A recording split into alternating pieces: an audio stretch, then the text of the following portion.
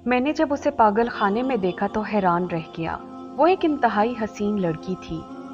उसको देखकर ज़हन में हूरों और परियों का तस्वुर आता था। मेरे पूछने पर पता चला कि पागल खाने में उसे दाखिल हुए 4 साल हो गए हैं। जब से मैंने पागल खाने के हेड डॉक्टर के तौर पर पागल खाने का चार्ज संभाला है, मेरी कोशिश थी कि मैं मरीजों की भलाई और पागल खाने में मुयस्सर सहूलियात में बेहतरी लाऊं। मैंने अपनी साइकेट्रिस्ट की डिग्री लंदन से हासिल की।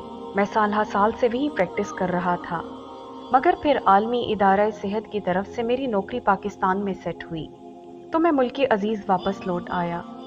मुझे अंदाज़ा था कि हमारे मुल्क में इन दिमागी अमराज के हामिल अफराद के साथ क्या ज्यादती हो रही है। सहूलियात की इंतहाई किल्लत थी। सारा अमला इन लोगों के साथ जानवरों जैसा सलूक करता था। मेरी सारी तवज्जो इस पागल खाने के हालात दुरुस्त करने पर थी। अचानक एक दिन मेरा आमना सामना महरीन खान से हो गया। उसे देखकर मुझे फौरन अंदाजा हो गया कि वो किसी भी दिमागी बीमारी का शिकार नहीं है। आज मैंने उसे क्रॉस सेशन के लिए बुलाया ताकि उसका मुकम्मल मुआयना कर सकूं।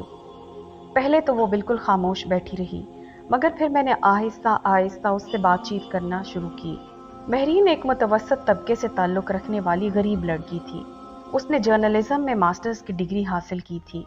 वो एक अखबार में जर्नलिस्ट के तौर पे काम करती थी। उसके माँ बाप एक हादसे में जाँ बहक हो गए थे। वो अपने माँ बाप की इकलौती औलाद थी। जर्नलिज्म उसका इश्क था। उसका मंगेतर भी जर्नलिस्ट था।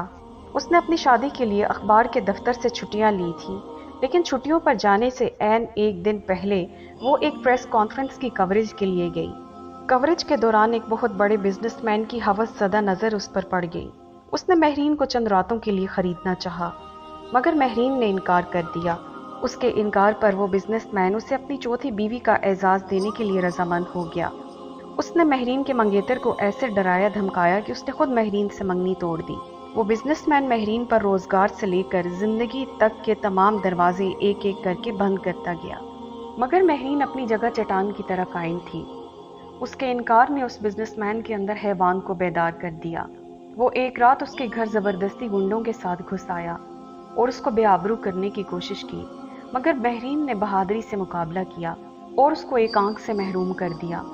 पुलिस और प्रेस की आमद पर उस बाअसर बिजनेसमैन ने महरीन को पागल करार दिया। महरीन जानती थी कि वो पुलिस की हिरासत में गई तो उसका क्या हश्र होगा।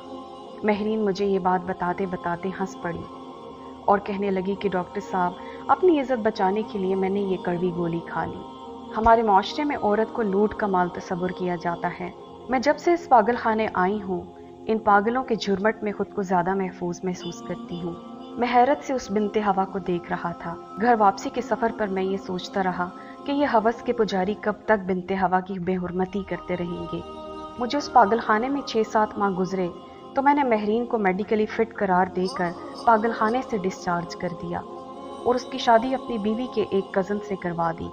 आज वो अल्हम्दुलिल्लाह अच्छी ज़िंदगी गुजार रही है। इस माशरे के हवस के पुजारियों से बस ये इल्तिजा है कि हवस और शहवत महज चंद लम्हों का खेल होता है, लेकिन इन चंद लम्हों के लिए किसी की बेटी की सारी ज़िंदगी दाव पर लग जाती है। खुदारा अल्लाह ताला के इंसाफ से डरें और बिनते हवा की तजलील से बाज आएं। दोस्तों, वीडियो अच्छी लगे तो लाइक कर दें, चैनल को सब्सक्राइब कर दें और दुआओं में याद रखें। अल्लाह हाफ़िज़।